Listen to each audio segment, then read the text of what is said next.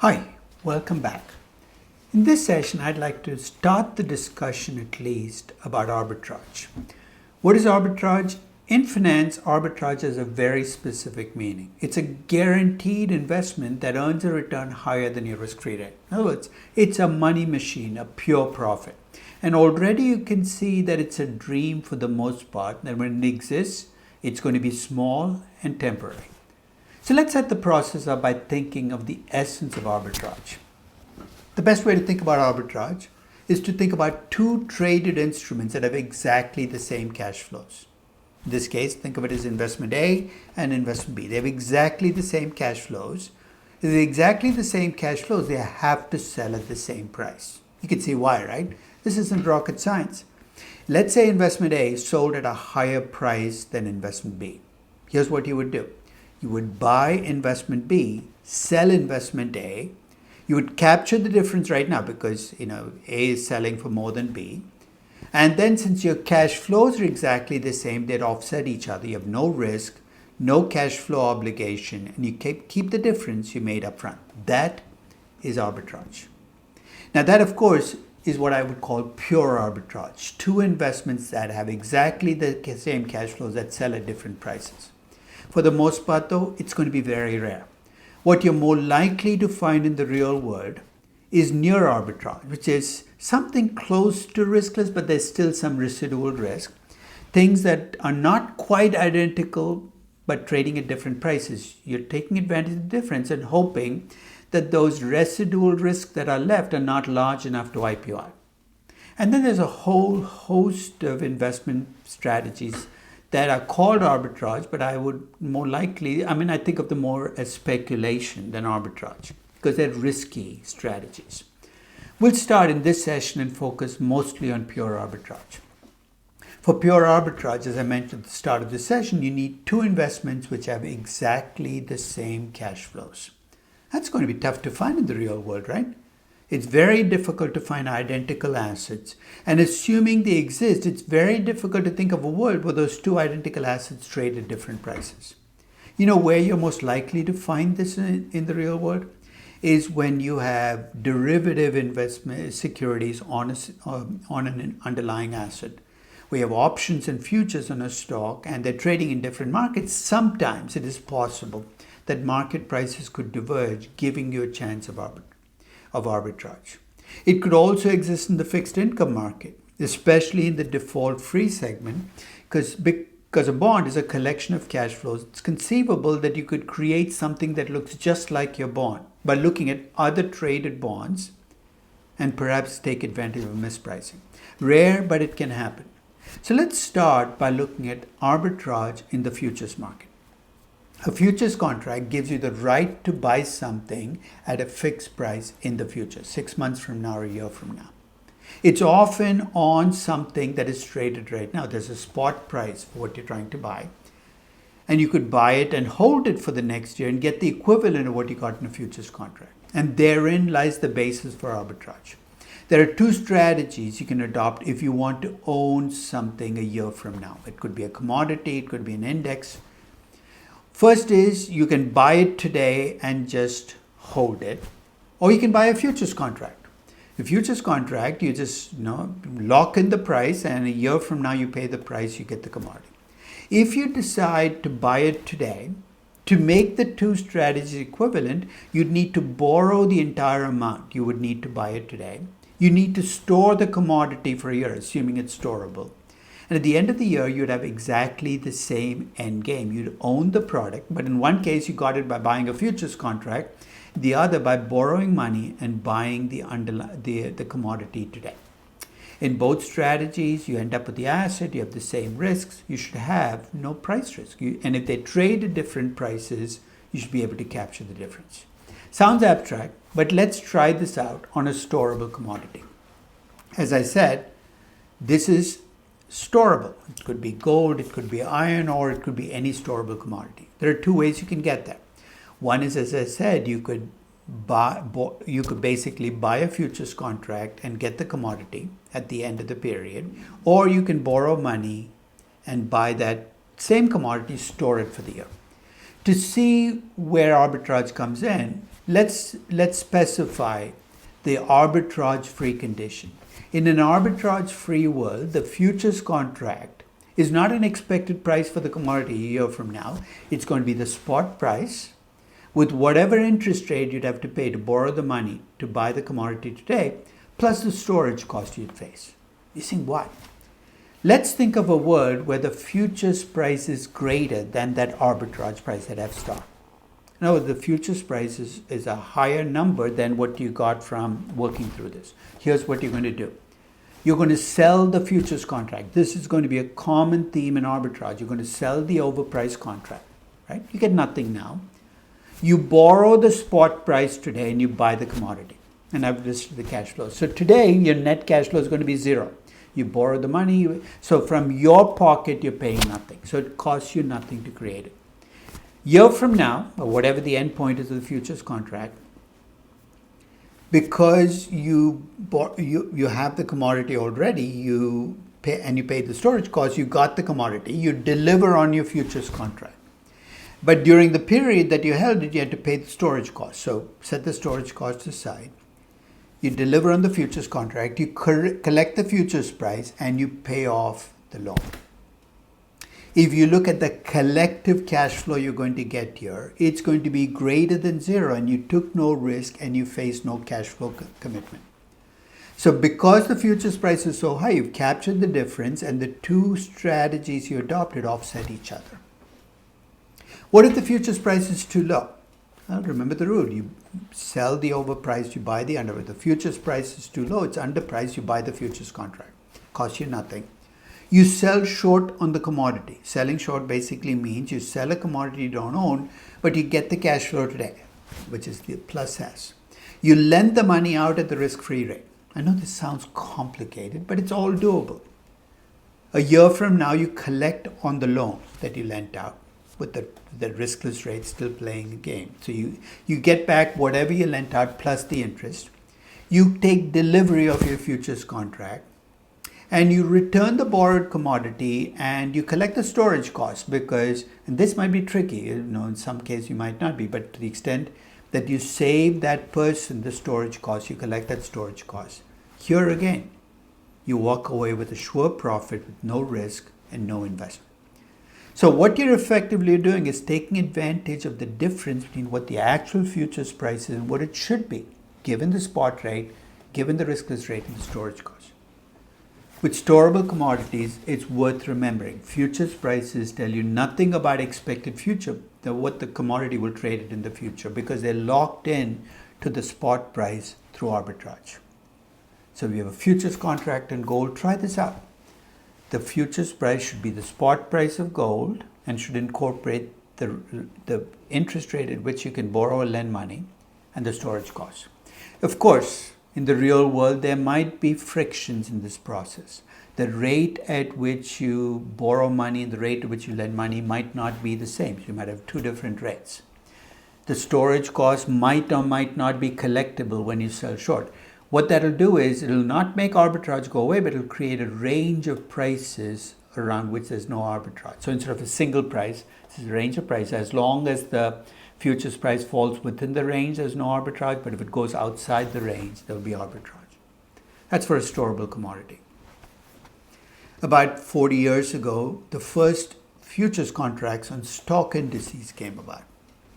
Now, if you look at the relationship here again, you have two choices. You can, if you want to own the index a year from now, you can buy a futures contract to get the index at a fixed price, a price you set today.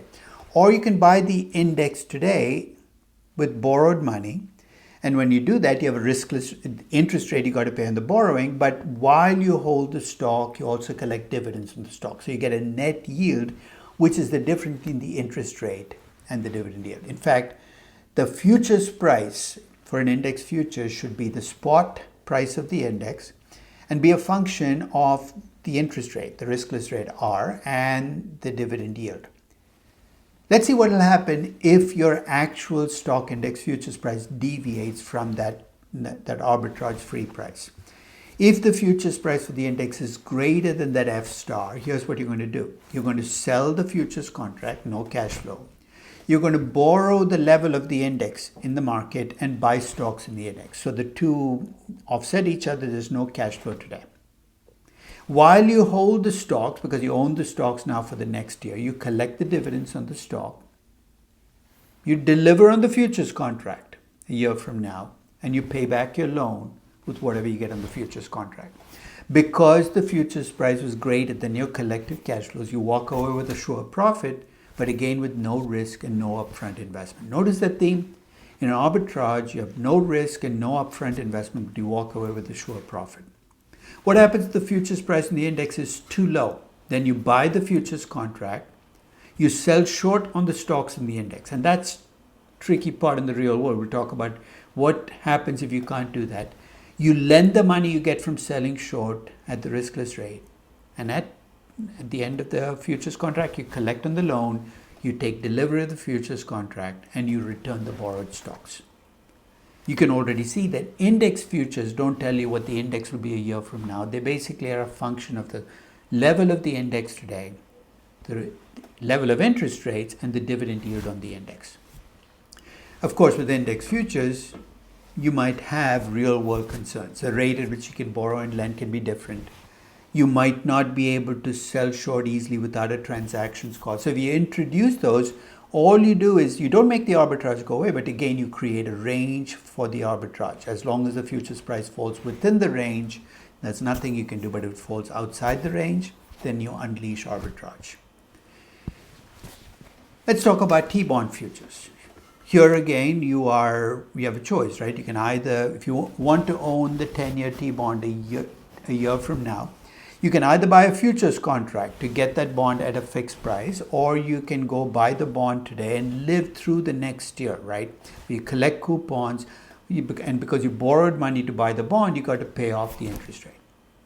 Here again, I won't bore you. If the futures price is higher than that F star, then you unleash the arbitrage. You sell the futures contract, you borrow money, you buy the bond, you collect the coupons, and that collection and the cash flow you get from delivering the futures contract, you pay back the loan, you keep the difference. And you reverse it if the futures price is too low. Already you can see that just like storable commodities, financial assets in your futures contracts are bound by this arbitrage relationship. Finally, let's talk about currencies. You have currency futures. What is a currency future? You basically have a futures contract, in this case, to buy Swiss francs a year from now at a fixed price. Here again, there's an arbitrage relationship. And that arbitrage relationship is tied to the spot price. So if the spot index level, in this case, is $1.10 per Swiss franc, your futures price will be that spot price, but be a function of two interest rates. One being a US dollar interest rate, which you can borrow and lend, and a Swiss franc rate at which you can borrow and lend. So let's say the spot price is $1.10. Let's say the interest rate in the US market is 2%. The interest rate in the Swiss market is 1%. The arbitrage free price is 1.1109, which is the spot price and the function of the difference between the US and the Swiss franc rate. If the futures price is greater than that number, here's what you do. You sell the futures. You'll go out and borrow the spot price, buy the Swiss francs so you borrow with the 2% interest rate embedded in it and invest in Swiss francs at 1%. And at the end of the process, you will walk away with a sure profit because of the fact that the futures price was too high. Futures price is too low, then you buy the futures contract. You borrow at the Swiss franc, you convert the Swiss franc into dollars, you invest the $1.10 in the US market at 2%. In both cases, what you're taking advantage of is a mispriced futures contract and the fact that you can borrow or lend in both markets. So currency futures are, again, constrained by differences in interest rates across markets. It's arbitrage free, as long as you can borrow and lend at those rates. Here again, you can create bounds. If you can't borrow and lend at the same rate, you can bring them in, which just brings a range into your arbitrage. There have been studies that have looked at whether you can actually make money on futures arbitrage. A very early study concluded that you really can't make much money. In the years since, there have been studies that find that you can sometimes make money, but not reliably. The way you make money is either by having a transactions cost advantage over everybody else. Kind of not talked about transactions costs and costs of selling short. Maybe you have a much smaller cost, which gives institutional investors an advantage. Maybe you develop an information advantage. You're saying, what kind of information advantage? Remember with stock index futures, the dividend yield came into play. Dividends are actually vary across the year. Early on, people who didn't factor that dividends were different across months, mispriced index futures. And if you were ahead of the game and you looked at the pattern of dividends and brought it in, but it's temporary. But when you do have a quirk in the data of pricing, you might be able to take advantage of it, but only for a brief period. What about options? Options are rights to do something rather than obligations. Basically, a call option gives you the right to buy something at a fixed price. A put option gives you the right to sell something. Options are derivative assets, which means there's an underlying asset that is traded. And if you can borrow or lend, that combination is what provides the basis for options arbitrage. So let's talk about the different forms of arbitrage that can exist in the options market. Here's the simplest one. Remember I said with the call option, you get the right to buy something at a fixed price. Let's suppose you have a call option on a traded stock and the stock is trading at 50. And the call option, which has 3 months, it's a 3-month call option, has a strike price of 40. What does that mean? You have the right to buy the shares at 40 anytime over the next 3 months. If that call option trades for less than $10, you have pure profit. And here's what you can do. Let's suppose that call option trades at $8. You're going to go buy the call option, exercise it instantaneously. Because when you exercise it, you make $10. 10 is greater than 8. You make the $2 profit. With a put option, you get the right to sell something at a fixed price. Let's assume you have a stock that is trading at 30 and you have the right to sell it at 40. A put option with a strike price of 40. That put should trade for more than $10 because there again, if you have a put option that trades at less than $10, you can make a pure profit. That's the easiest opportunity for arbitrage, but it's also almost impossible to find because that's too obvious. Anybody can take advantage of it. In fact, with exercise arbitrage, you can tighten the bounds a little bit to the extent that you have to wait to exercise. You could argue that a call option should always trade at more than not just the difference between the value of the asset and the strike price, but the value of the asset net of the present value of the strike price. Let's take the example that I just gave you. We had the right to buy the stock at 40 in 6 months. That's in 6 months, right? The present value of 40 in 6 months might be only 38. You could argue that the call option has to trade with more than $12, and here's why. If it trades at less than $12, you can buy the stock today, set it aside, and you'd effectively get the option. The difference, you'd make the difference. The same thing with the put option. The value of a put has to be greater than the present value of the strike price minus the value of the underlying asset. It widens the bounds on exercise arbitrage. So that's the first kind of arbitrage, simplest to exploit, but most difficult to find. The second way in which you can think of arbitrage is by going back to the core of option pricing. 50 years ago, Fisher Black and Marin Scholes discovered that you could create something that looks just like the option in terms of cash flows by combining the underlying asset in either borrowing or lending. Now, as you listen to me, you're probably saying, well, how much should I borrow and how many units of the underlying stock do I need to buy? That's basically what option pricing models try to solve for. And in an option pricing model, the replicating portfolio has exactly the same cash flows as the call or put you're replicating. So if you have no arbitrage, the two have to trade at the same price. If they don't, you buy the cheaper one, you sell the more expensive one, you keep the difference. That's replication arbitrage. There's a third form that arbitrage can take in option markets. When you have listed options on traded stock, those options can be, you can have options over different time periods, 3 months, 6 months, 9 months, across different strike prices, and you can have both call and put options. And when you have options in the same underlying stock, you can actually find ways to create riskless positions by combining those options. Let's take a very simple example using puts and calls on the same stock with the same exercise date. Let's say you sell a call option and you buy a put option. They have the same exercise price, same expiration day on the same stock. Let's see what the cash flows would look like if you create a position of selling the call, buying the put, and buying the stock.